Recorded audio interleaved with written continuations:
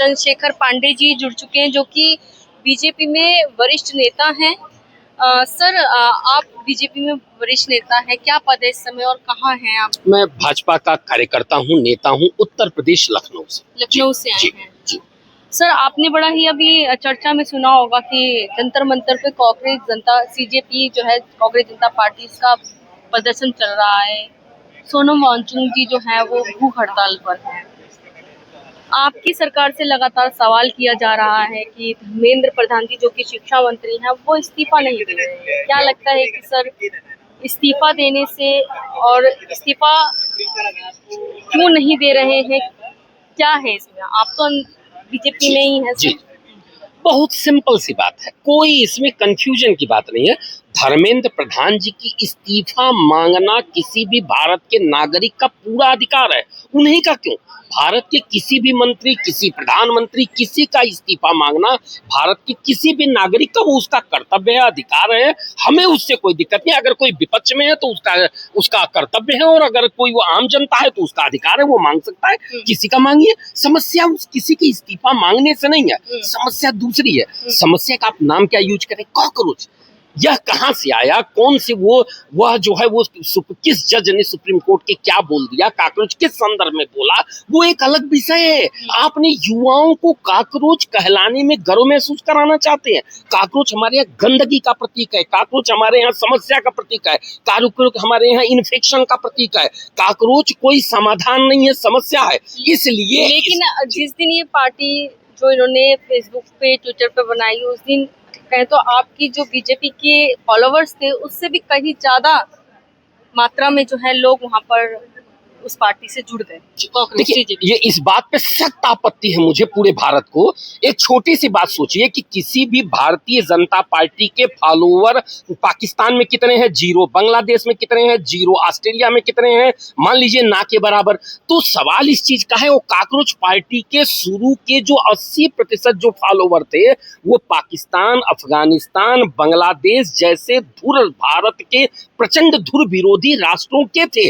भारत के फॉलोवर तो उनके आधे से ज्यादा जब वो करोड़ों मिलियन में पहुंच गए, उसके बाद भारत के लोगों को बोला कि ये क्या बवाल है, तब लोगों ने उसको फॉलो करना चालू किया। तो ये धोखा है, वो एक छलावा है, वो एक राष्ट्रद्रोह है उन लोगों का जिन लोगों ने भारत के लोगों के नाम पे भारत के विरोधी राष्ट्र के जो फर्जी लोगों से वहां फॉलोवर बनाया, एक माहौल खड़ा किया। इसलिए हम सिरे से खारिज करते हैं उनके फॉलोवर की संख्या। आप ये कहना चाह रहे हैं कि अगर लोग उनके साथ जुड़ गए तो वो फर्जी हो गए?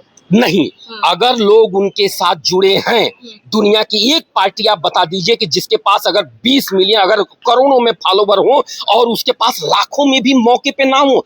कोई भी भारत के राजनीतिक इतिहास, सामाजिक जीवन में, जिसके हम आप एक छोटे छोटे संगठन चलाते हैं और वहां पे 1 मिनट के अंदर 2-4 हजार लोग आ जाते हैं, और जो मिलियंस बिलियंस वाले फॉलोवर वाली पार्टी के पीछे 1000-2000 भी लोग नहीं है, पूरी भीड़ है केवल। और जो वहां पे है भी वो है कौन, ढपली गैंग, झूठी झूठी बातें करने वाले लोग, वो किसी तरह के उटपटांग लोग।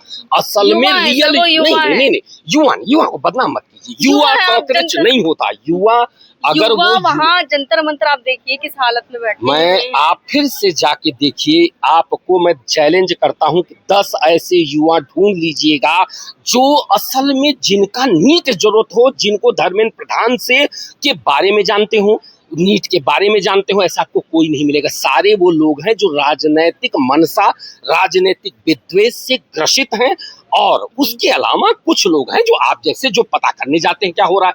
हम भी जब जाते हैं तो हम भी उस भीड़ में शामिल हैं ही, कितनी मुट्ठी भर लोग। हमें एक आदमी भी भारत के अंदर अगर कोई आंदोलन कर रहा है तो उसके आंदोलन का सम्मान है, उसे हम उठाएंगे, उसे हम पुचकारेंगे, उसकी समस्या का समाधान करेंगे, बशर्ते उसका आंदोलन भारत तोड़ने के लिए ना हो। सोनम वांगचुक जी को तो आप जानते ही होंगे। देखिए, सोनम वांगचुक के बारे में किसी को कुछ कहने की जरूरत नहीं। वो सीधे अन्ना हजारे एक ईमानदार व्यक्ति थे, परंतु उनके नाम पे किस प्रकार का आंदोलन हुआ ये हम सब जानते हैं। सोनम वांगचुक और अन्ना हजारे दोनों एक छवि के दूसरे लोग हैं।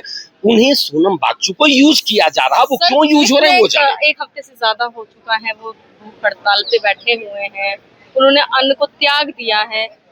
आप लोग एक बार देखने क्यों नहीं गए? उनकी हालत लगातार खराब होती जा रही है। आपको क्या लगता है कि उनकी जो रिपोर्ट है ना, मिनट टू मिनट बढ़ रही है, घट रही है, सुधार हो रही है, सरकार की एक एक माइक्रोस्कोप से नजर है। और जिस दिन सोनम वांगचुक को लग जाएगा कि वो उनके ऊपर साजिशन, उनकी हत्या करने का कोई प्रयास कर रहा है, कि उनको भूखे रख करके मरवाने का प्रयास कर रहा है, तो आप विश्वास करिए उनके सम्मान के साथ सीधा आरोप लगा रहे हैं सर। जी देखिए, सोनम वांगचुक को बचाना है, उस व्यक्ति को विपक्ष अपना मुहरा बना करके मारना चाहता है। जिस प्रकार से अन्ना हजारे को अन्ना आंदोलन में मुहरा बनाया गया था, सेम उसी प्रकार से बनाया जा रहा है।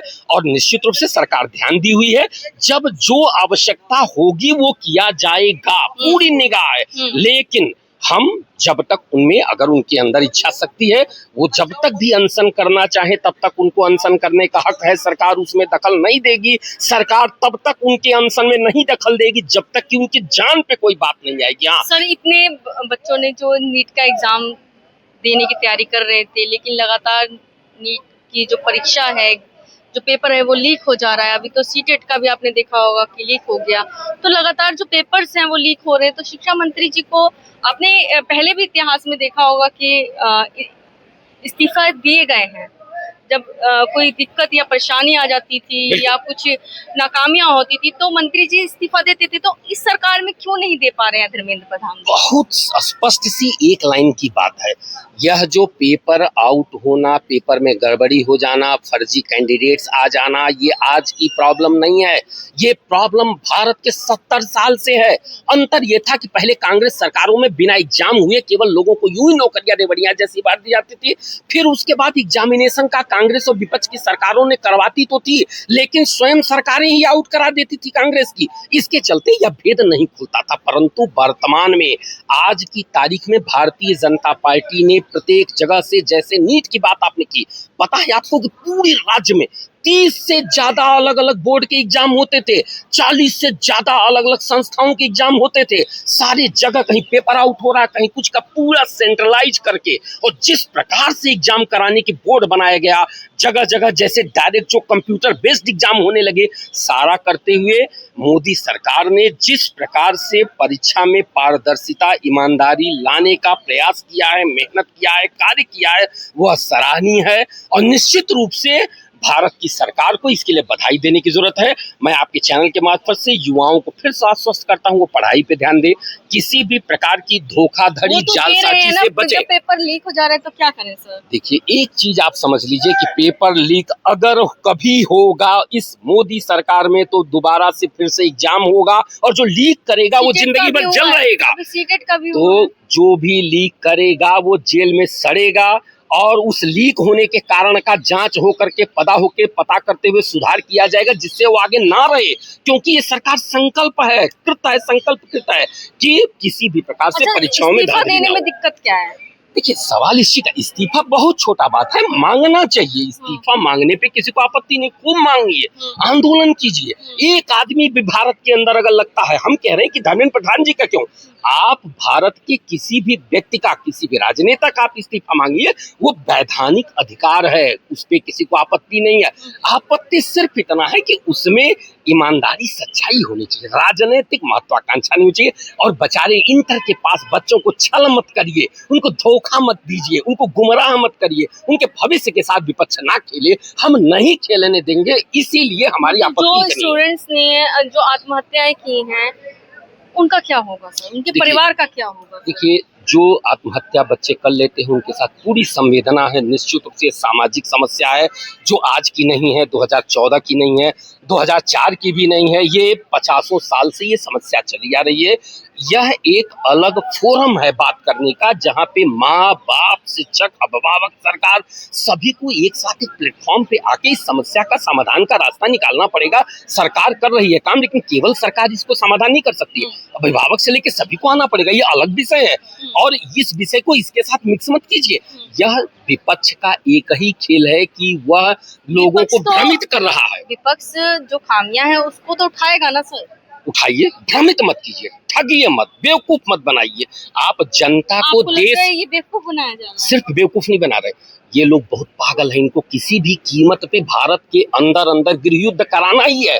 ये इन्हें मालूम है कि नेपाल बांग्लादेश कई उदाहरण मिल चुके हैं। ये सब पागल हैं, मानसिक बीमार हो चुके हैं। ये युवाओं को भड़का करके यहाँ पे इतनी हिंसा करने जाएंगे कि जिससे कि सरकारी गिरजा। मैं एक बात पूछता हूँ इन सारे विपक्ष से जो वहाँ ढपली गैंग है, कि अगर असल में आपके अंदर सचमुच में आपको भड़काने का इतना ही शौक है तो जितने बांग्लादेश के लोग मरे हैं, ठीक है चलो इंडिया में बांग्लादेश करा लो, जितने बांग्लादेश में लोग मारे गए हैं, एक को हाय औकात कोई कुरान की आयत जिससे वो जिंदा हो जाए। नेपाल में जो लोग मरे हैं उनके लिए कोई मंत्र है जिससे जिंदा कर सकते हो? अगर तुम किसी को जिंदा नहीं कर सकते हो तो उनको मारने का षड्यंत्र क्यों किया जा रहा है? क्यों आप राष्ट्रद्रोह के लिए भड़का के उनकी हत्या करवाना चाहते हैं? बात कर रहे हैं युवाओं के जो गलत हो रहा है सरकार से, उनकी बात उनके समक्ष रख रहे हैं ना। युवाओं को आत्महत्या को प्रेरित करना, हत्या को प्रेरित करना, कानून हाथ में लेना, राष्ट्रद्रोह फैलाना, ये उनका मदद करना है कि उनको अपराधी बनाना। सिर्फ आप बताइए मुझे कहाँ वो कर रही है सब? प्रतिदिन वहां सिर्फ यही बोला जाता है कि कश्मीर को कैसे अलग हो, वहां कोई युवा की बात नहीं होती है। एक बार आप जाकर द्रोह कर रहे हैं या फिर युवाओं को भड़काने का काम कर रहे हैं।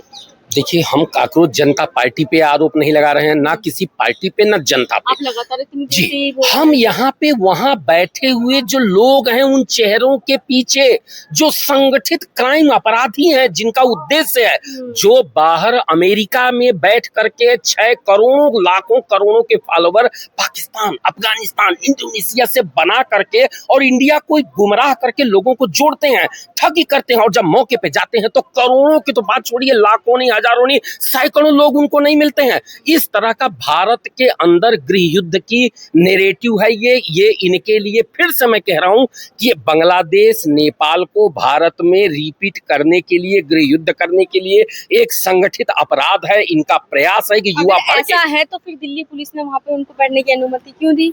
सरकार ने क्यों दी फिर अनुमति? जी, यही तो हम समझाना चाहते हैं। हम चाहते हैं कि वो जनता के सामने नेकेड हो जाएं, वो पूरे देश की जनता को, युवाओं को ये पता चल जाए कि इनका हकीकत नहीं उठाए जाएंगे, करने देंगे उन्हें धरना। हम चाहते हैं कि उनका धरना चलता रहे। जब वो धरना होगा तो उनके पीछे बैठे हुए जो ब्रेन है उनको डेली सामने आना पड़ेगा और जनता के निगाह में वो नंगे होंगे।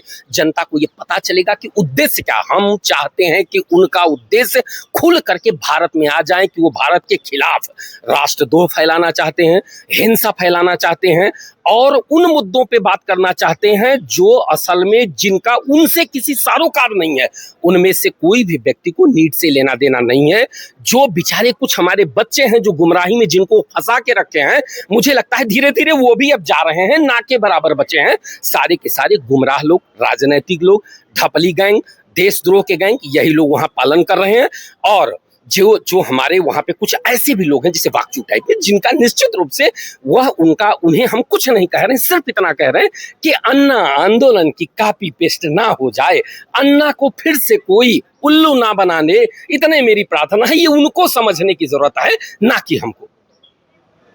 तो अब लास्ट में आपको जनता देख और सुन रही है, क्या कुछ कहना चाहेंगे जनता से? सिर्फ मैं इतनी बात जनता से कहना, भारत के अंदर अगर एक भी व्यक्ति है जिसको लगता है कि धर्मेंद्र प्रधान नहीं, भारत के किसी भी राजनीतिक पद पे बैठे व्यक्ति का इस्तीफा होना चाहिए, तो उसको पूरा हक है मांगने का, आंदोलन करने का हक है। पर यह ध्यान रखना है उसको कि कोई भी व्यक्ति उस आंदोलन के नाम पे बांग्लादेश या नेपाल का उदाहरण देते हुए भारत में गृह युद्ध की तैयारी ना करे।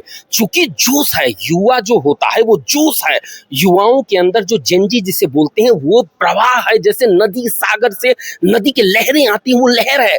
तो उस लहरों का दुरुपयोग राष्ट्र के लिए, राष्ट्र के खिलाफ ना होने पाए। सिर्फ मेरी अपील इतनी है कि महत्वपूर्ण किसी भी व्यक्ति के उद्देश्य को समझें, उनके कार्य को समझें। अगर वो देशद्रोही हैं तो आप पीछे मत जाएं। सही जो मुद्दे हैं उन पे आप किसी का भी समर्थन करिए। किसी का मतलब किसी को जरूरी नहीं है कि वो मोदी या भाजपाई हो, कोई भी हो, पर सही पे समर्थन कीजिए। सिर्फ आप राष्ट्रद्रोह पे मत जाइए। राष्ट्रद्रोह से बचिए, हिंसा से बचिए, अपने भविष्य को संवारिए, अपने माँ बाप की ओर देखिए। आपको अपने भविष्य के बारे में सोचना है, न कि ये छलिया राजनीतिज्ञों के बारे में। जी, ये खुद इनके चंद्रशेखर पांडे जी के इनके स्वयं के विचार हैं। आप क्या इनके विचारों से क्या कुछ कहना चाहेंगे? कमेंट बॉक्स में जरूर बताएं। धन्यवाद।